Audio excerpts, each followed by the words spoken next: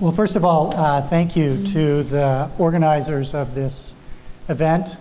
We work closely with Trinity in connection with serving one of our clients. I've had a great relationship with Sam and Dan and Kara and colleagues at Trinity. Have learned a lot from them in terms of the way that we've worked together in serving this shared client of ours. So thank you for including us in the interesting conversation you've organized. I also want to introduce my colleague, Alex Paul. Alex is also with Athena Capital, works closely with a number of our Catholic clients, and so please look to him as a resource for questions you might have about how we work with clients. So how many of you have heard about the term impact investing? Sounds kind of vague, I don't really understand it. And just a show of hands, how many of you? Okay, so a lot of people out there. It seems to be the flavor of the month. A lot of people talking about it. The terminology leaves a little bit to be desired. Thought I'd do three things. So one is talk about how we think about impact investing, the framing that we use in our conversations with clients. Second, talk about how we work with clients who have non-financial interests that they'd like to have incorporated into the way their portfolios are managed. And then third, talk specifically about Catholic values as a form of impact investing. So I've got some slides here I'll run through. First of all, I'm one of the managing partners of Athena Capital Advisors. It is a registered investment advisor, independently owned, majority employee owned, 25 years old. We have about $5.5 billion of assets that we manage for a group of roughly 45 clients. It's a mix of taxable high net worth individuals and families, as well as tax-exempt institutions, some schools, some Catholic dioceses, foundations. The majority of our clients, however, are taxable individuals and families. Like I said, I've been doing this for 25 years. And we build and manage diversified multi-asset class portfolios for these clients, practicing primarily an endowment style of investing with exposures across the kind of asset classes you would find in a typical endowment size portfolio. We have our main office in the Boston area. We have a satellite office in New York, and I direct the office that we have in San Francisco. This is how we work with clients. It's pretty familiar to most of you. We do custom work. So to the comment that was made at the end of the last session, we really meet the client where he, she, or it is and solve for that individual or institution's particular objectives, both financial as well as non-financial.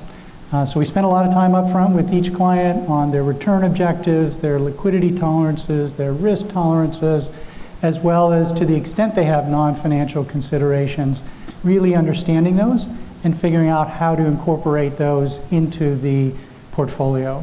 We then build a portfolio, a strategy for them, and implement it through the use of third-party managers. We don't manage any of the assets in-house. We use best-in-class managers across asset classes to build the portfolios for our clients. And then through reporting, monitoring, that ongoing conversation, sharpen the kinds of interests, sharpen our understanding of the interests that the clients have. Athena Impact is the group of individuals within the firm. We have about a little less than 50 people total. We have about 14 or 15 individuals who spend part or all of their time working with clients who have these non-financial or impact objectives. It's not a separate group. It's integrated completely within the firm. And I think this is something that you're finding more and more in the industry, whether it's advisors or asset managers. It's just more and more integration of this into the mainstream of how assets are being managed. We've been doing this for over a decade, working with clients, and to the point earlier about customization, We have clients who are faith-based, Catholic values investors. We have investors who care passionately about the environment and the transition to a lower carbon future and want that reflected in the way that their portfolios are managed. We have female clients who care a lot about creating opportunity for other women in the way that their portfolios are constructed and their capital is deployed. We have clients who care a great deal about development at the base of the pyramid in emerging markets and also underserved populations in this country. So a variety of different thematic interests that we solve for. And each client is on a different journey. Some want to get to 100% alignment. Some look at it as something they want to do in just a particular segment of their portfolio. So again, we're working with the client as the client wants to incorporate this into the portfolio. Let me just jump here to terminology. I think we've heard already a lot of terms, socially responsible investing, sustainable investing, responsible investing. This is the way that we sort through that terminology, not to say it's the best way or the only way, but it's the way that we've found useful, which is to think about SRI, ESG, and impact, and then use impact as the umbrella to sit over that. So SRI, as you've heard from others earlier today, is really about screening out uncomfortable exposures, exposures that create discomfort for an individual or an institution because of their values or their social objectives. So really getting those out of the portfolio. ESG, and you've heard other speakers talk about, is really looking to the increasing amount of information that's available on company performance, on the environmental dimension, the social dimension, and governance, and incorporating that into the way that portfolios are constructed. And so either for risk mitigation or because there's a perception of an alpha opportunity. Impact investing is really mainly, but not exclusively, in the private markets. These are opportunities for investing in ways that are designed to make money, but have a positive, measurable social or environmental impact at the same time. So that's just the way that we think about these terms, and we use them with our clients. This is the kind of taxonomy or framework that we use. We find that clients are either leaning more toward people or planet, not to say that they're exclusive, but they tend to have affinities in one direction more strongly than another. So at the highest level of our taxonomy, you find those two spheres, community and environment.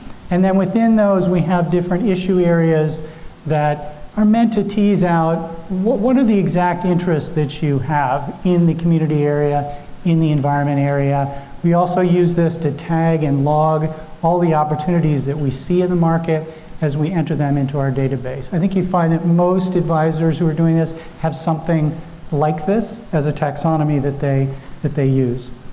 When we talk about building impact portfolios, and this comes from a paper that we released last year, there are copies of it on the table if you're interested, is sort of how do we build impact portfolios? And really think about this as working in a three-dimensional framework. You've seen the traditional risk, return, efficient frontier frame. Well, we introduce the social return component into that and try and think in a three-dimensional way. And this is just a graphic from that paper that's meant to display that.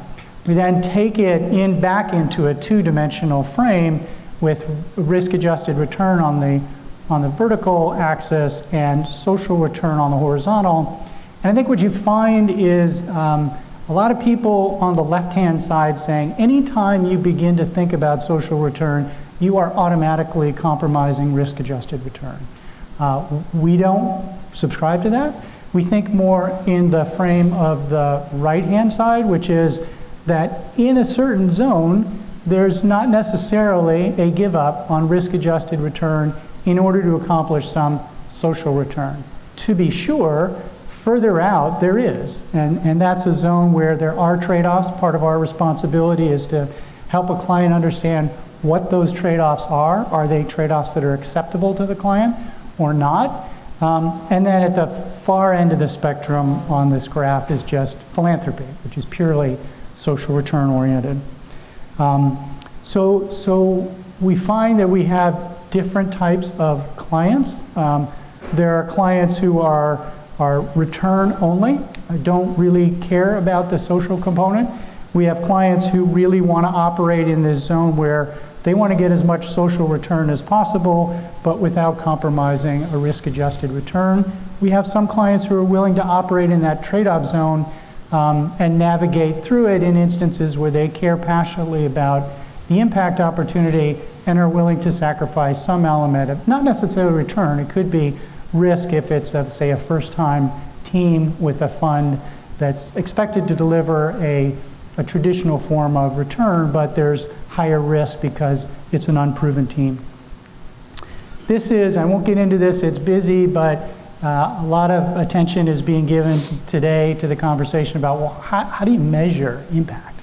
And there was an effort over the last year and a half by a group of organizations to try and come up with some kind of common framework for talking about it. And so if you look on the website for the Impact Management Project, you will find this is where a lot of that information resides. We've taken a lot of what has come out of this conversation. We participated actively in it along with many other organizations and firms. And really looking at that third tier here in terms of what is the impact that is intended to be pursued, how much of that is expected, who's going to benefit, would it have happened anyway, what is the additionality, and finally, what's the risk that it may or may not materialize. So we use this framework as we write up investment memos on managers that we like. We use this framework in terms of evaluating manager performance and populating impact reports that we deliver for our clients. So if you're interested, I'd encourage you to look and understand more about the approach they've taken. Finally, in the last couple of minutes, and I think others have spoken to this, this is kind of the trinity of Catholic values. Investing, you have negative screening, so removing exposures that create discomfort because of considerations like the Catholic bishops' guidelines. You have proxy voting, which was the subject of the last session, where there are opportunities if you're a direct owner or even an indirect owner, as Sam mentioned, to influence corporate behavior. And then finally, impact investments. So intentional investments that are designed to have a positive effect on issues like poverty alleviation or livelihood creation opportunities or protection and stewardship of the environment, whether it's energy or environment or food and agriculture. We can probably get into some of the specific examples if you want, but I will leave it there. And thank you again for including us in the conversation. Thank you.